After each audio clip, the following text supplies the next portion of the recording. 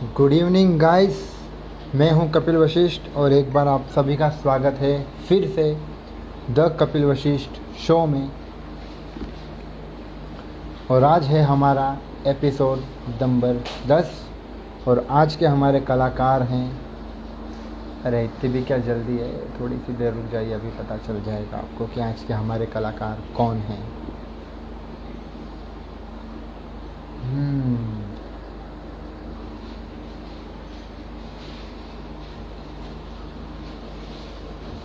जल्दी से जल्दी आप ये अपनी लाइव वीडियो को शेयर कीजिए जितने जल्दी हो सकेगा।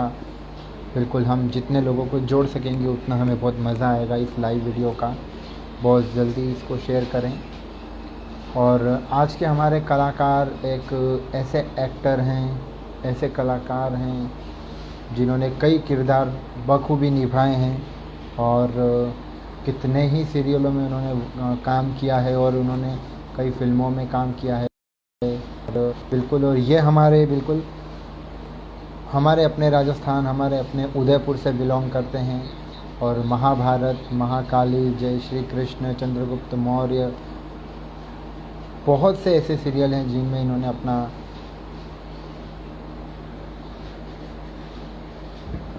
काम किया है। और हमारे वागड़ का, हमारे मेवाड़ का, हमारे राजस्थान का नाम रोशन किया है। जी हाँ, मैं बात कर रहा हूँ नवीन जिंगर सर की, जिन्होंने अपने महाभारत में एक बहुत ही अहम किरदार निभाया था, विदुर का किरदार निभाया था, जो कि काफ़ी सक्सेसफुल रहा था। और महाभारत को कौन नहीं जानता, चाहे वो ओल्ड महाभारत हो या अभी रिसेंटली स्टार प्लस पर जो रीटेलीकास्ट हो रही है उस महाभारत की बात करें।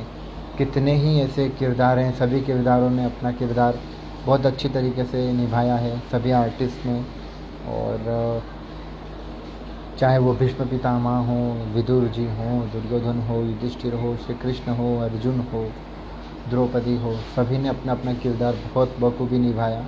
और आज हम उन्हीं कलाकारों के बीच में से एक कलाकार को लेकर आए हैं जिनका नाम है नवीन जिंगर, और जो कि विदुर का कैरेक्टर निभाते हैं उस महाभारत में। और रिसेंटली अभी जो इरफान खान सर की जो मूवी आई थी अंग्रेज़ी मीडियम, उन्होंने उस मूवी में भी काम किया है। और तो आज बहुत मज़ा आने वाला है कि हम उनके बारे में जानेंगे, उनके काम के बारे में जानेंगे, उनके लाइफ के बारे में जानेंगे, उनके वर्क एक्सपीरियंस के बारे में जानेंगे, किस तरीके से उन्होंने काम किया है। और इरफान सर के साथ काम करके उन्हें कैसा लगा, उनके कुछ डायलॉग्स हम सुनेंगे, महाभारत के जो डायलॉग्स हैं वो सुनेंगे। आप लोग भी अपने कुछ डायलॉग बोल सकते हैं जो उनको आप सुनना चाहते हों। तो बहुत ही मज़ा आने वाला है। बहुत जल्दी हम उनको हमारे लाइव में ऐड करेंगे। बट उससे पहले जो भी व्यूवर्स हमारे जुड़े हुए हैं, प्लीज़ इस लाइव को शेयर करें, इस लाइव को शेयर करें। जितना शेयर करेंगे उतना मज़ा आएगा।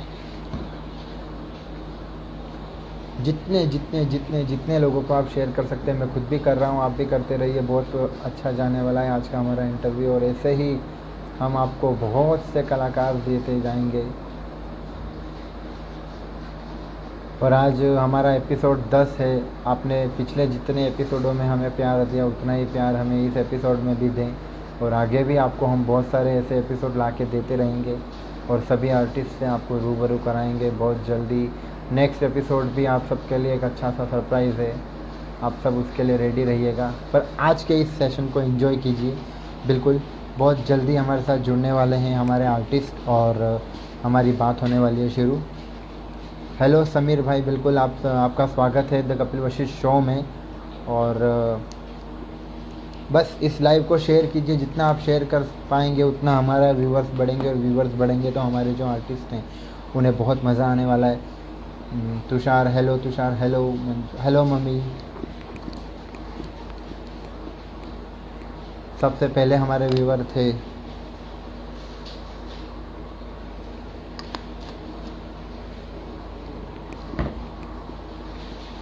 Thank you Sameer, thank you. जितना हो सके इसे शेयर करें, बहुत मज़ा आने वाला है अभी। और बस कुछ ही देर में हमारे साथ जुड़ने वाले हैं हमारे hello mister, hello I am Faizu, hello hello. और बस पेश है आपके सामने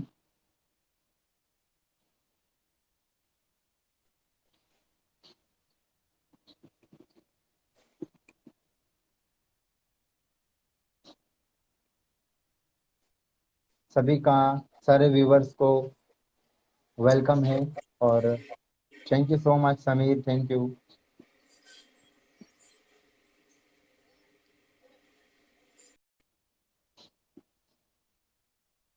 कुछ टेक्निकल इशू के कारण नहीं जुड़ पाए, अभी वापस से हम लोग ट्राई करेंगे। तब तक आप लोग जितना शेयर कर सके बिल्कुल शेयर कीजिए, और मज़ा आने वाला है दोस्तों। बिल्कुल आप भी अपने सवाल रेडी रखिएगा।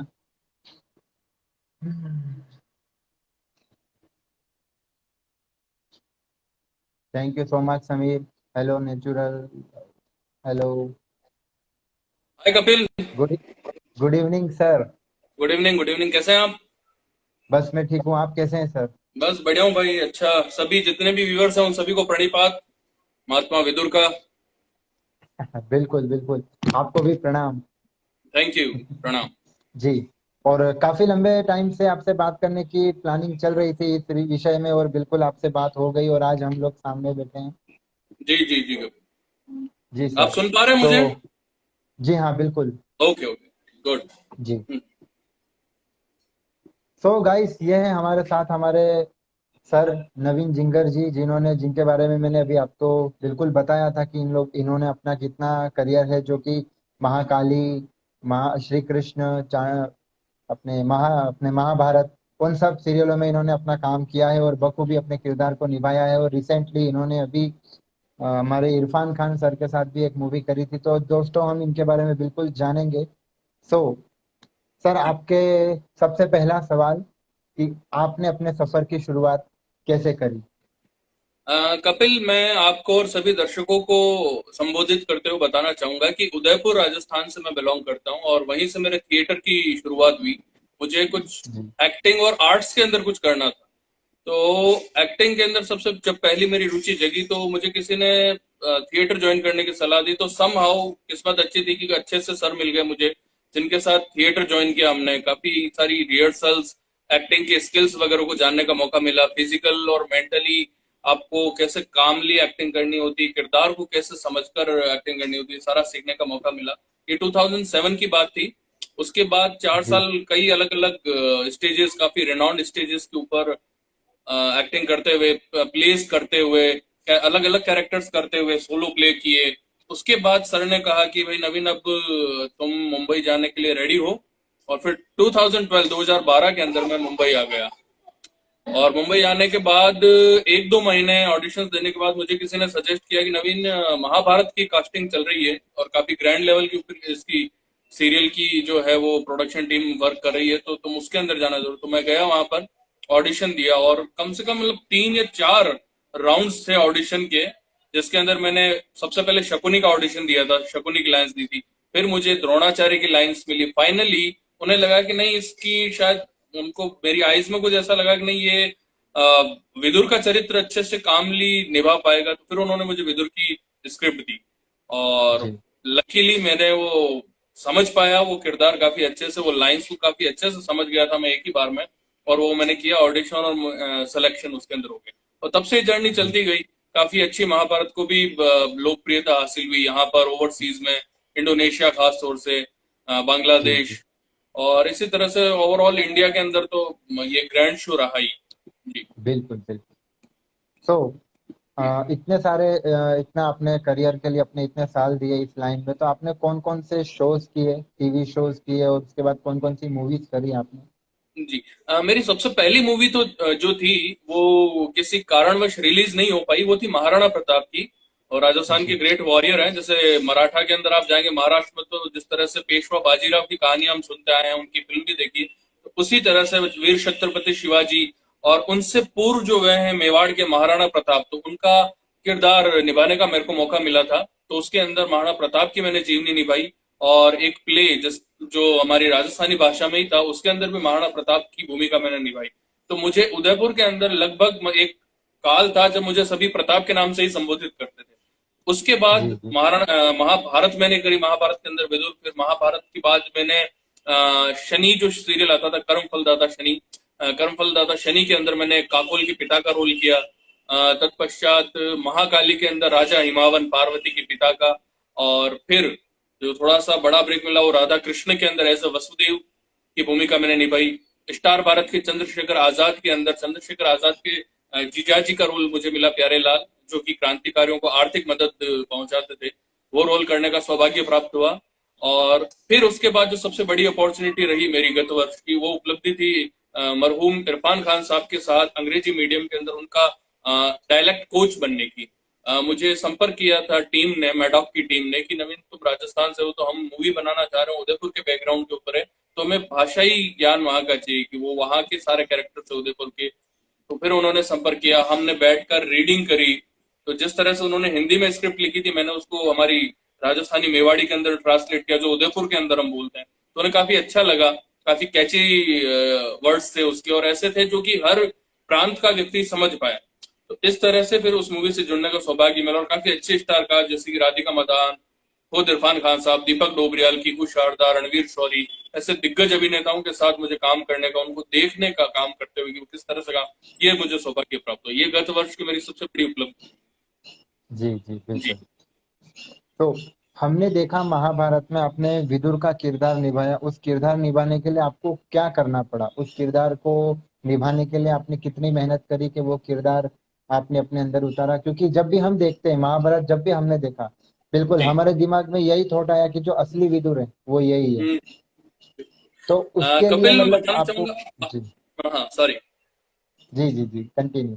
ओके। कपिल, मैं आपको और सारे जितने भी फ्रेंड्स और फैंस जुड़े हुए हैं महाभारत को, उन सबको बताना चाहूंगा कि महाभारत की सबसे पहले कास्टिंग फाइनल हो गई थी कि हम किस तरह के दिखते हैं, हमारी हाइट, पर्सनैलिटी कैसी है, हम, हमारी आवाज वगैरह कैसी, तो इस हिसाब से हमारी कास्टिंग हो गई थी। अब नेक्स्ट जो चैलेंज आया प्रोडक्शन टीम के सामने, वो ये था कि महाभारत को अत्यंत भव्यता से कैसे दिखाना है। तो उसके अंदर वो कोई रिस्क, कोई चांस नहीं लेना चाहते थे, कोई भी लीक पॉइंट नहीं छोड़ना चाहते थे कि कहीं कोई एक्टर किसी उसके किरदार को निभाने में कम ना पड़ जाए। तो उसके लिए थिएटर के सबसे बड़े गुरु जो हैं रजित कपूर साहब, उनसे हमारे थिएटर की ट्रेनिंग शुरू करवाई गई।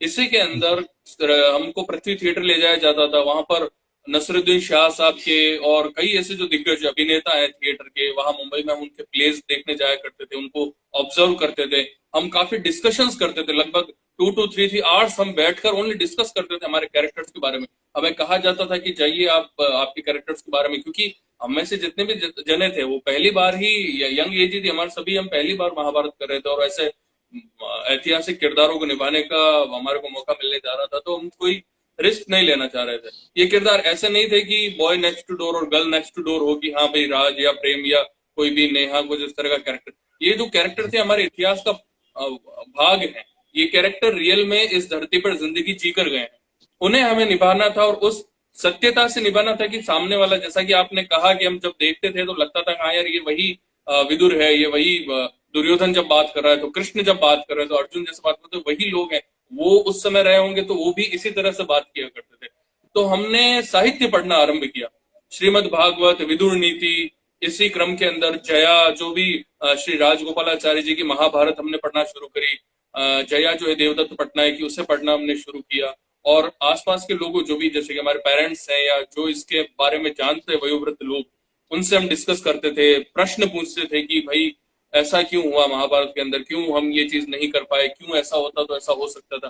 तो इस तरह से महाभारत की शूटिंग शुरू होने से पहले हमारे सबकॉन्शियस माइंड में वो कैरेक्टर कहीं ना कहीं अपना जो है वो आकार ले रहे थे, और हमें भी ये मालूम नहीं था फर्स्ट शूटिंग चालू होने से पहले कि हम किस तरह से कर पाएंगे, क्योंकि हम यही जानते थे कि हाँ एक्टिंग है, इतने थिएटर, इतने प्ले किए हैं और कर लेंगे जितना जानते हैं। लेकिन नहीं, ऐसा हुआ नहीं। जो हमारी जो ट्रेनिंग रही इस दौरान थिएटर की, एक्टिंग कोचेस की, वो हमारे बड़ी काम आई, वो हमारे सबकॉन्शियस माइंड में। तो जैसे ही हम वो कॉस्ट्यूम वगैरह पहनते थे तो बिल्कुल ऐसा लगता था कि बस अब कुछ नहीं है, ये सामने खड़ा है, मेरे सामने गांधारी खड़ी है, मैं गांधारी से बात कर रहा हूँ। ऐसा नहीं कि मैं रिया दीप्सी से या मैं ठाकुर अनूप सिंह से या मैं अजय मिश्रा से बात कर रहा हूँ। वैसे लगता था कि हाँ मैं रिया दीप्सी मतलब गांधारी से बात कर रहा हूँ, मैं कुंती से बात कर रहा हूँ, मैं शफक से बात नहीं कर रहा। मेरे सामने शहीर शेख नहीं होता था, मुझे अर्जुन को डांटना है अगर उसकी कोई गलती है, मेरे सामने अर्पित राघव जी नहीं होते थे, मेरे सामने वो दुर्योधन होता था जो अधर्म का धर्म छत्र धारक था। मुझे वो अधर्म के जो वो पुरोधा थे उनको डांटना होता था, तो मैं अर्पित राघव जैसे मेरे बड़े भाई समान है, तो मैं उनको आदर करता था बिहाइंड द कैमरा।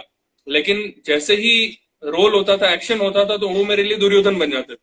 मैं उन्हें गलत कहना चाहता था तो पूरी शिद्दत से कहना चाहता था, और इसके लिए मुझे एफर्ट नहीं करना पड़ता। तो वो एफर्टलेसनेस जो आई, वो हमारी पूर्व की ट्रेनिंग महाभारत शुरू होने से पहले, उसकी वजह से जी ये आप। तो मैं हमारे प्रोड्यूसर्स को भी थैंक्स कहना चाहूंगा यहाँ से, अगर वो सुन रहे हैं या सुनेंगे तो, कि उन्होंने हमें इतना अच्छा कैरेक्टर में ढलने का इतना टाइम दिया। हर किसी सीरियल या फिल्म में नहीं मिलता इतना समय कि आपको प्रिपेयर करने का 6 7 8 महीना दिया जाए।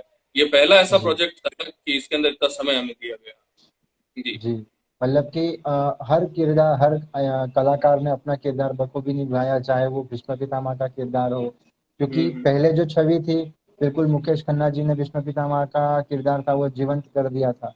जी। लेकिन उसके बाद अभी जब ये भीष्म पितामह आए, तो बिल्कुल अभी भी हमको यही लगा कि यही भीष्म पितामह होंगे। जी। जी बिल्कुल बिल्कुल। तो ये सब आपकी उसी मेहनत का फल है।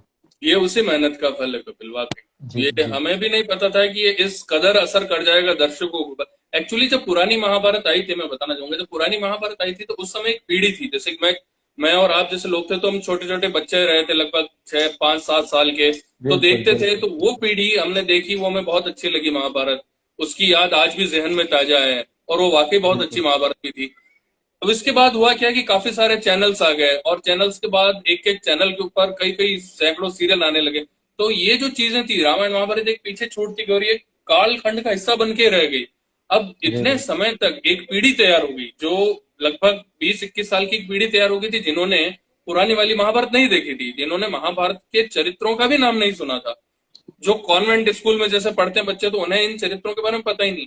लेकिन ये हाँ जैसे आया धारावाहिक जैसे स्टार प्लस के ऊपर, तो एकदम से लोगों को हुआ कि यार ये कुछ ऐसी चीज बनकर आई है स्टार प्लस के ऊपर जो नेवर बिफोर आई है। तो ये नई पीढ़ी के लिए महाभारती, और प्लस पॉइंट ये भी रहा कि जिन्होंने पुरानी महाभारत देखी थी और पसंद करी थी, उन क्रिटिक्स ने भी इसको काफी सराहा। बहुत ही मुक्त कंठ से इस महाभारत की प्रशंसा करी उन्होंने। जी। बिल्कुल। मतलब पहले जो महाभारत थी वो उस टाइम इतने मतलब टेक्निक नहीं थी, तो भी उसको बहुत अच्छी तरीके से बनाया गया था। और अब इसको बिल्कुल यूनिक तरीके से पेश किया गया। बिल्कुल हर एंगल है, कैमरा वाइज है, डायरेक्शन, तो ये सब कुछ नया है, तो लोगों को एकदम से और समझ में आ जाता है। बिल्कुल बिल्कुल।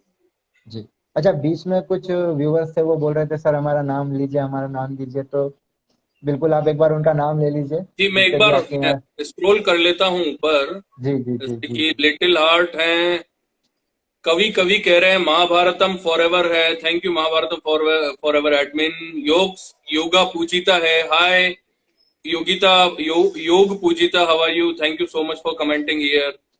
Then hello Mahabharatam forever, little hearts, Ruby Mukherjee, how are you, thank you so much Ruby. Manju Chaubisa, thank you so much, love you Pujita. जी देवन में बहुत सारे कमेंट्स आए हुए हैं। Sanskriti Tiwari, thank you Sanskriti. Hello तमन्ना, हाय अमित, हाय इशिका, हाय मंजू चौबीसा, महाभारत, हाय सिंधु, हाय इंदु, हाय संस्कृति। मन, मंजू सभी को चोबिसा जी हाय, मेरी। जितने भी जन देख रहे हैं हमारे व्यूअर्स, सभी को हाय, प्रणिपात विदुर की तरफ से। जी, मंजू चोबिसा जी मेरी मदर है, जो बिल्कुल ओके आपका ओके, हमारा प्रणिपात जी प्रणिपात हमारा। जी। तो जी। आपने इरफान सर के साथ मूवी करी अंग्रेजी मीडियम, तो जी कैसा जी। एक्सपीरियंस रहा आपका और उनकी जो बॉन्डिंग रही काम करने की? आपने फिल्म के अंदर भी काम किया, तो उनके काम करने का तरीका क्या था आपको? मतलब कुछ आपको भी सीखने मिला होगा, तो उसके बारे में कुछ बताएं। जी कपिल, बड़ा अच्छा प्रश्न पूछा आपने। मतलब ये मेरी लाइफ का बहुत यादगार समय रहा। 2019 का जो समय रहा था, गत वर्ष हमने शूट किया इरफान सर के साथ। तो ये मूवी थी अंग्रेजी medium, Hindi medium, Irfan sir की सबने देखी हुई थी। रिकॉर्ड ब्रेक मूवी थी, बहुत प्यारी मूवी, बहुत ही हंसी खुशी और उसके अंदर इमोशन से भरपूर मूवी थी। तो उसका सीक्वल नहीं था ये, लेकिन सारे लगभग किरदार वही थे उसके अंदर। दीपक डोबरियाल सर और इरफान सर उसके अंदर थे। तो जैसे ही मुझे पता चला कि इरफान सर को मुझे अपनी भाषा सिखाना, यानी कि मेरी उदयपुर की, मेरे खुद के स्टेट की भाषा मुझे उनको सिखाने का मौका मिलने जा रहा है, तो आई वॉज ओवरवेल्म। क्योंकि वो हर एक एक्टर के आइडल है, और मेरे तो वो आइडल थे, क्योंकि मैं उन्हें काफी जब से एक्टिंग के अंदर मैंने कदम रखा था, तब से उन्हें अडोर करता था और उनको एक आइडल मान रखा था। तो जब पता चलता है कि आप आपके आइडल को ही टीच करने जा रहे हैं, तो ये एक अलग ही तरह की खुशी थी मेरे लिए।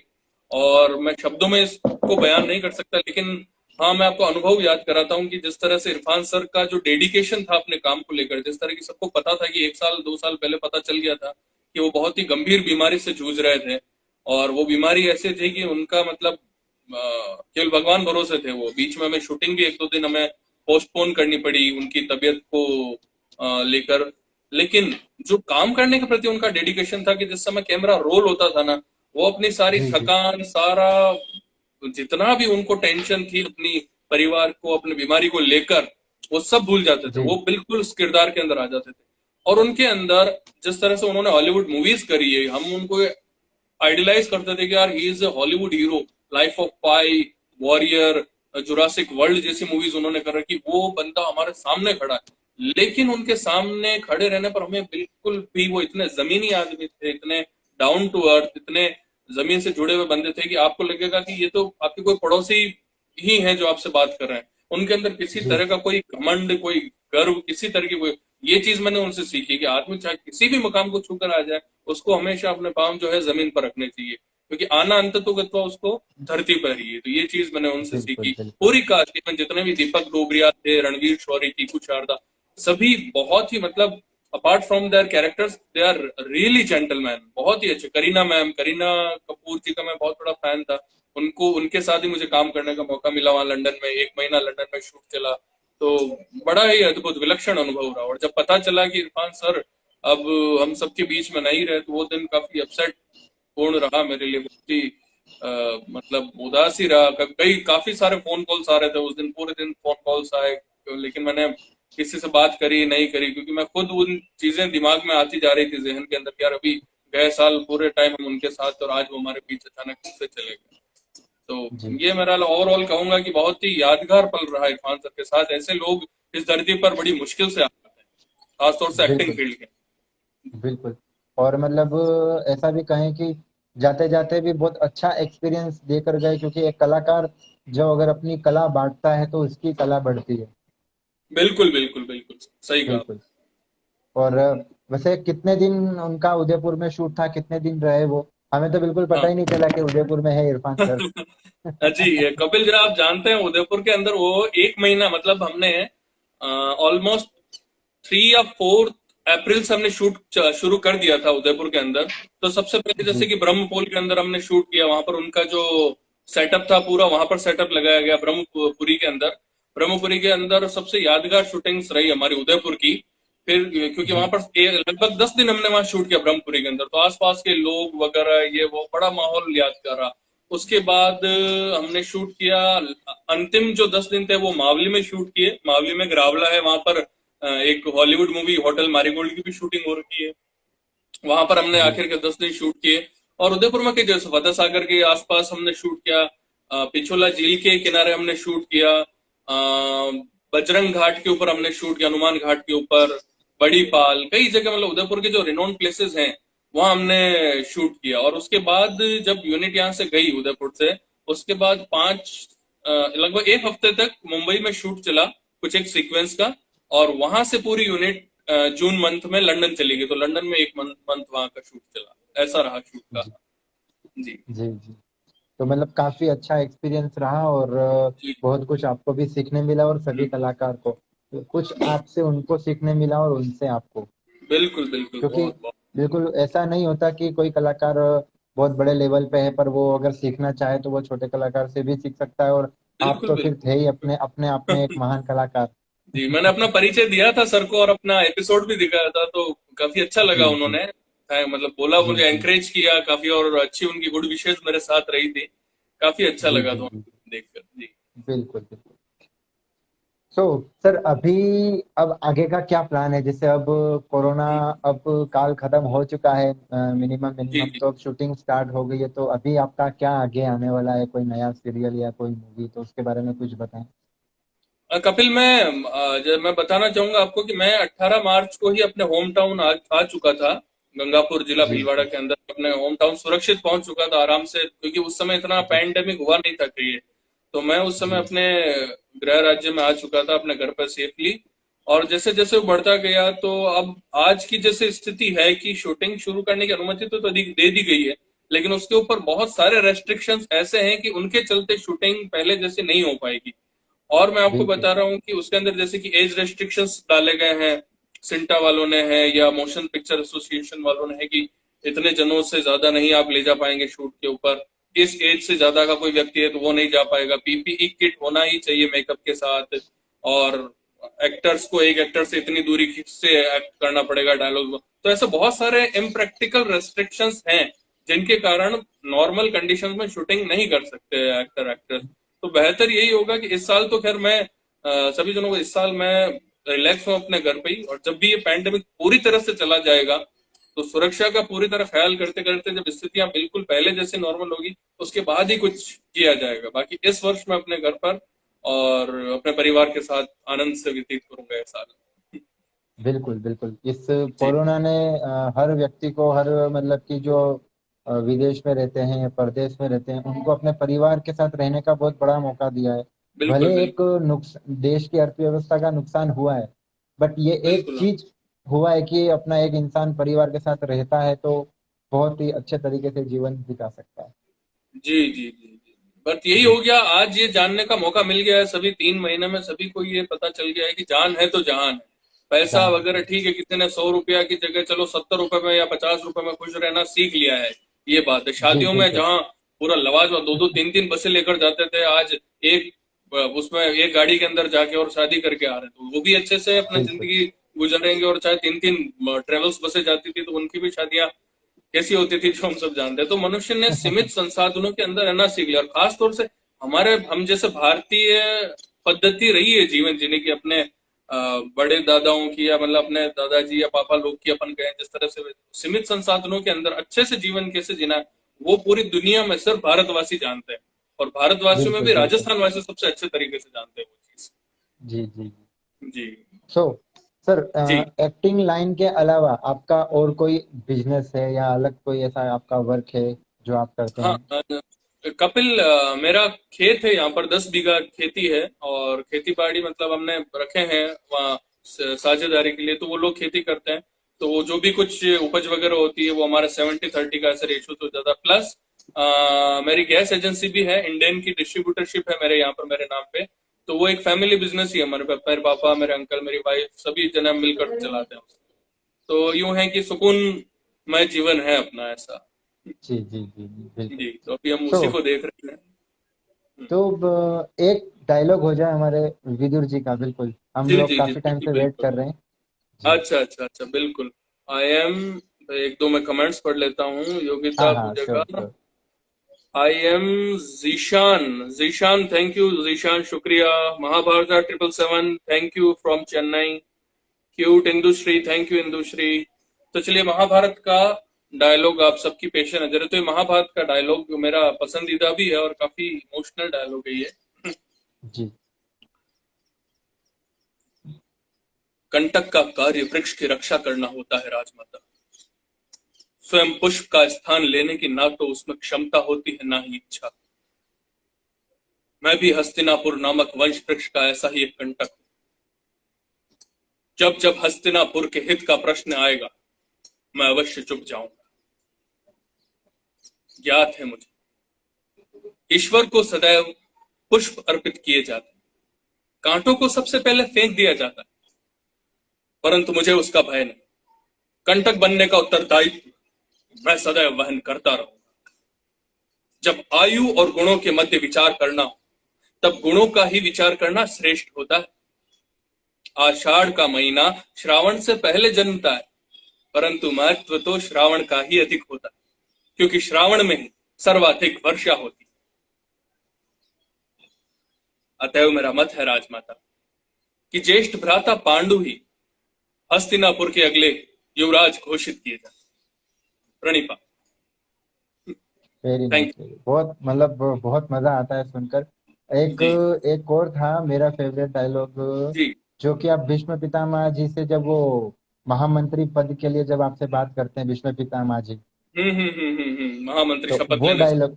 जी जी जी, मैं तो याद वो करता हूँ। डायलॉग बिल्कुल। जी जी प्रणिपात पितामह,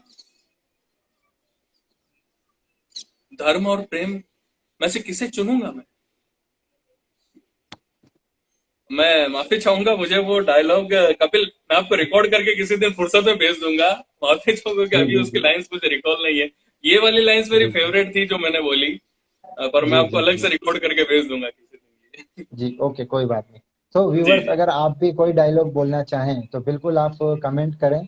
और तब तक सर, एक जैसे कि आपका डायलॉग अपने अंग्रेजी मीडियम मूवी में भी है, तो हम्म। वो क्या किरदार था, जो एक वो कैरेक्टर था, तो वो एक बार आप हमको यहाँ बता सकते हैं कि ये मेरा कैरेक्टर था। मेरा किरदार एक्चुअली, मेरा किरदार कोई स्पेसिफिक नहीं था। मेरा मेन काम था डायलेक्ट कोच का, कि जो उनकी हिंदी के स्क्रिप्ट है मेरे को किस तरह से राजस्थानी में उनको बना के ओके बोलनी है। ओके। तो जी उन्होंने जो टीम थी, राइटर की टीम, उन्होंने कहा सर आप पूरे टाइम हमारे साथ रहेंगे, आप एक्टर हैं, बोर हो जाएंगे, तो एक छोटा सा रोल उन्होंने मेरे लिए भी रख दिया। तो उसमें एक सीन होता है कि पूरा जो जी इरफान खान का परिवार है वो आकर एक बस के अंदर कोर्ट रूम में आता है, और बस मैं कोर्ट रूम के दरवाजे के वहीं खड़ा रहता हूँ और अपनी शादी के कार्ड बांट रहा होता हूँ। तो इरफान सर आकर मुझसे पूछते कि अरे या कि यार जगह आ गई कार्ड बांट वाली है, या की जगह है शादी रा कार्ड बांटवारी। तो मैं उनको कहता हूँ अरे चंपक काकसा, अरे वो कही है कि आजकल पेट्रोल कतरो महंगो हो गयो है, और आप तो जानो हो कि अपाने तो हर हफ्ते 28 जानो पड़े है। तो मैं सोचो कि सबने शादी का कार्ड 28 बांट दूं। यो आपरी शादी को कार्ड, अगली पूनम ने मारो ब्याह है चंपक काकसा, अब पदार जो बोल जो में थी, हाँ हाँ खमा गणी। तो ये कुछ ऐसा मेरा इम्प्रोवाइज ही था, ये कुछ स्क्रिप्ट के अंदर नहीं था, मेरा इम्प्रोवाइज था उस फिल्म के ओके ओके, मतलब अंदर। ये भी बहुत अच्छा था, मतलब। और बॉलीवुड मूवी में अपने मेवाड़ की भाषा मेवाड़ को की आना भी उपस्थिति। बहुत बहुत अच्छा लगता है, बिल्कुल। जी जी। So please tell any message for your fans, एक लिटिल, लिटिल हाँ, हार्ट। मेरा हाँ फैंस जी से यही निवेदन रहेगा, यही मैं बोलना चाहूंगा जितने भी जने लाइव देख रहे हैं यहाँ पर, कि अभी का जो समय चल रहा है अपने घर पर आराम से रहें। कोशिश यही करें कि दूसरी चीजों को आप एक समय के लिए भूल जाएं, दूसरी चीजों की जहां तक हो सके टेंशन नहीं लें। दुनिया अपनी गति से जब, क्योंकि ये समस्या ऐसी ही आ पड़ी है कि पूरी दुनिया में इसका कोई इलाज अभी मिल नहीं पा रहा। इसलिए प्लीज मैं आपसे यही निवेदन करूंगा कि घर वालों जितना ज्यादा हो सके समय अपने बड़े बुजुर्गों के साथ, घर वालों के साथ बिताएं, खुश रहें, और अपने धार्मिक किताबें पढ़ें, श्रीमद् भागवत, रामायण, महाभारत, जितने भी अपने साहित्य, वेद पढ़ें, पुराण पढ़ें, आपको जो अच्छा लगता है, अपना हिंदू सनातन धर्म का जो साहित्य है वो पढ़ें। इससे आपको मानसिक शांति मिलेगी और आपको अपने गौरवशाली इतिहास से परिचित होने का मौका मिलेगा कि हम किस गौरवशाली इतिहास से हम ताल्लुक रखते हैं। हम अनलाइक की हम पाश्चात्य देशों की तरफ उनकी चमक दमक को जरूर देखते हैं, लेकिन जीवन को सही तरीके से कैसे जीना है, किस तरीके से अच्छे से जीवन यापन करते हुए ऐसा कि हमारी वजह से किसी और को तकलीफ नहीं हो, ये सिर्फ जी एक भारतवासी ही जान सकता है। तो मैं आपसे यही कहूंगा कि जितना ज्यादा समय हो सके आराम से घर में रहिए, शांत चित होकर, कोई परेशान पैनिक लेने की जरूरत नहीं है, जब तक आप घर में हैं सुरक्षित हैं, और बस यही। ठीक। एक कमेंट आया है, one word for your Tamil fan. हाँ, तमिलनाडु से मेरे बहुत सारे फैंस हैं, और मेरे सबसे प्यारे फैंस जो हैं वो तमिलनाडु से हैं। तमिलनाडु के जितने भी फैंस हैं सभी को वणक्कम मेरी तरफ से। इंदुश्री है, सिंधु है, इंदु है, और गायत्री, सभी जितने भी तमिल चेन्नई से या तमिल भाषी जितने भी मेरे फ्रेंड्स हैं। मैं कपिल जादा को वो हिंदी भाषा समझ में भी नहीं आती, but to all my Tamil fans I say vanakkam to all of you. Thank you so much for showering too much love from Tamil Nadu, and keep watching Mahabharata on Star Plus and stay in touch with me through various social media platforms such as Facebook, WhatsApp, and Instagram and all. Thank you so much. एक और comment है, your voice is just cute, just sing a song for me. Hmm. Kapil बोल के मुझे नजर नहीं आ रहा क्या कह रहे हैं ये। आपकी वॉइस बहुत प्यारी है, तो एक गाना सुना दीजिए। अच्छा, गाना सुनना है, ठीक है, मैं एक हिंदी गाना जी सुना देता हूँ। जी जी जी कुछ रिश्तों का नमक ही दूरी होता है, ना मिलना भी बहुत जरूरी होता है। तू याद करे या ना मुझको, चाहे आंखों का पैगाम न ले, पर ये मत कहना रे ओ पगले, तुझे देखना तू मेरा नाम न ले, मुझसे तेरा दीन धर्म है, तुझसे मेरी खुदाई, मुझसे तेरा दीन धर्म है, तुझसे मेरी खुदाई, तू बोले तो बन जाऊं मैं बुल्ले शाह सौदाई, मैं भी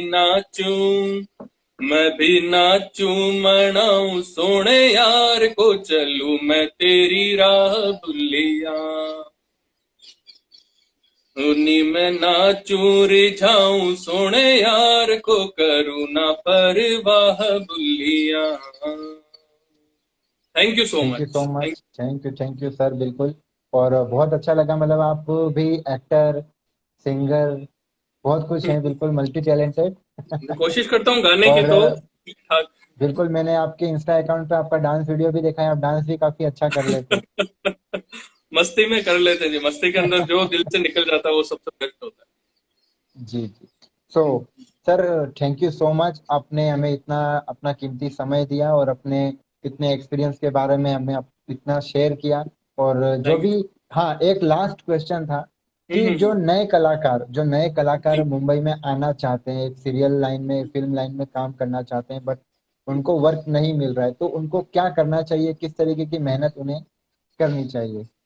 उनको सबसे पहले अपनी एकेडमिक क्वालिफिकेशन कंप्लीट कर लेनी चाहिए, चाहे कम से कम बता रहा हूँ, कम से कम ग्रेजुएशन कर लीजिए, चाहे बीकॉम हो, बीए हो, चाहे कोई डिग्री जैसे कि लॉ की डिग्री है, कुछ भी कंप्लीट, जैसे कि मेरी खुद की क्वालिफिकेशन बीएड एलएलबी है। मैंने अपनी लॉ की पढ़ाई पूरी करने के बाद ही, जो अपनी डिग्रीज वगैरह सारी कंप्लीट करने के बाद ही, चाहे मेरी एज हो रही थी, मुझे पता था कि मैं जाकर वो रोल्स जो शाहरुख खान या जो आज टाइगर श्रॉफ ने किए वो नहीं कर पाऊँ, लेकिन मैंने सबसे पहले अपनी एकेडमिक क्वालिफिकेशन पूरी करी, क्योंकि एक्टिंग का जो फील्ड है, मुंबई की जैसी लाइफ है, ये ग्लैमर लाइफ, ये बहुत अनसर्टेनिटी वाली लाइफ है, ये रोज कुआं खोद कर पानी पीने जैसी बात है। आज आपको कोई रोल मिल जाएगा, आपको नेक्स्ट रोल के लिए वेट भी करना पड़ सकता है, प्लस वहां के खर्चे इतने होते हैं, प्रैक्टिकली चीज ऐसी, इसमें कोई छुपाने वाली बात नहीं है। वहां पर आपको फ्लैट लेने में आपको इतना परेशानी होती है कि फ्लैट्स लेने के लिए अगर आपके पास पैसा नहीं है, पैसा हो गया तो सोसाइटी वाले किसी कारण से अलाउ नहीं कर रहे हैं, उन्होंने अलाउ कर दिया तो हो सकता है ब्रोकर आपको धोखा दे देगा, ओनर कुछ आपको गफलत में डाल देगा, तो बहुत सारी परेशानी। तो सबसे पहले आप अपना बैक मजबूत करके जाइए, ऐसे ही नहीं कि आप थोड़ा अच्छा दिखते हैं या थोड़ा अच्छा गा लिया, अच्छा सिंगर, तो यार चलो चलो मुंबई चलता है, ऐसा नहीं। आपका जो भी शौक है, मैं खुद अपना शौक कहीं अपने उदयपुर में मैंने पूरा किए है, मैंने 4-4 साल उदयपुर के अंदर थिएटर किए, मैंने कभी मुंबई जाने की कोई जल्दी नहीं करी।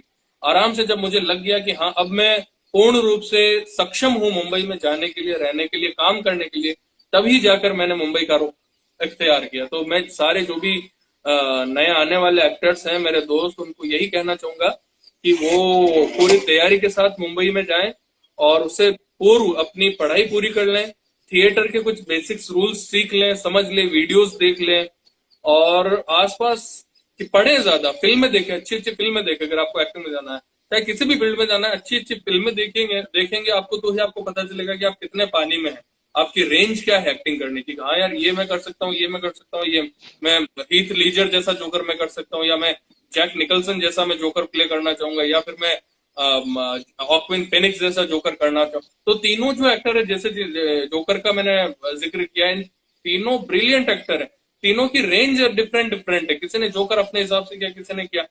तो ये हर एक एक्टर की जॉनर होता है, उसकी एक रेंज होती है एक्टर की, तो वो आपको खुद को पहचाननी होती है। मुझे पता है कि मैं किस चीज के अंदर अच्छा कर पाऊंगा, या मुझे ऐसा नहीं कि आप मुझे मेरे को ऐसी कोई झूठी फीलिंग नहीं कि नहीं मुझे तो कल सुपरमैन का मुझे रोल मिल जाए तो मैं सुपरमैन का, नहीं, मुझे पता है मेरी बॉडी कैसी है, क्या है, मेरा फिजिक कैसा, मैं सुपरमैन नहीं प्ले कर पाऊंगा। हाँ, अगर मैं तैयारी करूं बॉडी बिल्डिंग वगैरह में, 1.5-2 साल दूं, अच्छा फिजिक बनाऊं, तब जाकर शायद मैं वैसा बन पाऊंगा। लेकिन आज जैसा मैं हूं, उस तरीके से मुझे किस तरह के रूल्स मिलेंगे, आप जाओगे, आपकी पर्सनैलिटी देखकर वो सामने वाला स्क्रिप्ट कौन सी देगा, कौन से कैरेक्टर की, तो दैट डिपेंड्स। तो ये सभी जनों को ध्यान में रखने की, ध्यान रखने की जरूरत है। दूर से जो ग्लैमर दिखता है उसके पीछे बहुत हार्ड वर्क, बहुत मेहनत है, बहुत, मतलब किसी भी फील्ड से सबसे ज्यादा जो हार्ड वर्क होता है वो होता है आर्ट के फील्ड के अंदर। तो ये जरूर जी आप जी सभी लोग ध्यान रखें जी। जी। एक आपके फैन है, रूपा 1662, एक बार उन्हें आप हाय बोल दीजिए, काफी टाइम से वो कमेंट कर रहे हैं, बट अच्छा हम अच्छा, उनका hi Rupa Vashishtha, thank you so much for watching us live here. Sorry to sorry for late reply Rupa ji, but we are happy to see you here. Thank you so much Rupa ji जी, lots of love to you. जी। तो thank you so much sir, आपने अपना कीमती समय दिया और इतना अपना एक्सपीरियंस शेयर किया जिससे हम लोग भी इंस्पायर हुए। और आगे भी कभी ऐसा होता है तो हम लोग जरूर जुड़ेंगे। बिल्कुल और बिल्कुल। बिल्कुल। तो thank you so much sir. Thank you so much Kapil for calling me here, thank you so much. जी सर, ओके, बाय बाय। तो चलिए, bye Kapil, bye bye. So guys, ये थे हमारे नवीन सर जिन्होंने अपने इतने एक्सपीरियंस शेयर किए हैं। और काफ़ी मज़ा आया इनके साथ बात करने के बाद। और कितनी चीज़ें हम लोगों ने देख ली हैं। हाय पूजा,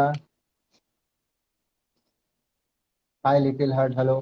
तो बिल्कुल, अब आप लोगों का जितने भी क्वेश्चन थे, मैंने जितने क्वेश्चन किए, आप लोग उससे सेटिस्फाइड होंगे। अगर यस आपको इनसे बात करके अच्छा लगा तो एक थंबनेल जरूर भेजें। बिल्कुल, मैं वेट कर रहा हूँ आप लोगों का। और बिल्कुल तैयार हो जाइए नेक्स्ट एपिसोड के लिए। बहुत अच्छे कलाकार उस दिन भी आने वाले हैं। जी बिल्कुल। और जिनको जिनको मज़ा आया, सारे लाइव अपने लाइव इंटरव्यू देखकर नवीन सर से बात करके, तो एक बार आप बिल्कुल ऐसा थंब का मैसेज भेजें तो हमें मज़ा आएगा। Hello Puja.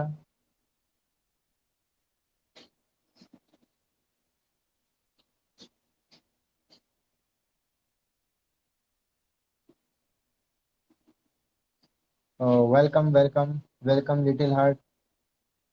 Hello Pallavi. Hello Pooja. Thank you so much Naveen sir, बिल्कुल। और हेलो प्रिया। और जितने भी व्यूवर्स हैं, बिल्कुल आप हमारा अकाउंट फॉलो करें। अगले एपिसोड में आपको और भी कलाकार से हम लोग बिल्कुल मिलवाएंगे। हेलो इंदुश्री। सो गाइस, अब समय हो चुका है जाने का। तो थैंक यू सो मच, आप लोग इतनी देर हमारे साथ रुके और हमारे साथ बात करी। Okay, love you. और नेक्स्ट एपिसोड के लिए रेडी रहना, episode 11। Thank you so much guys, love you, good night.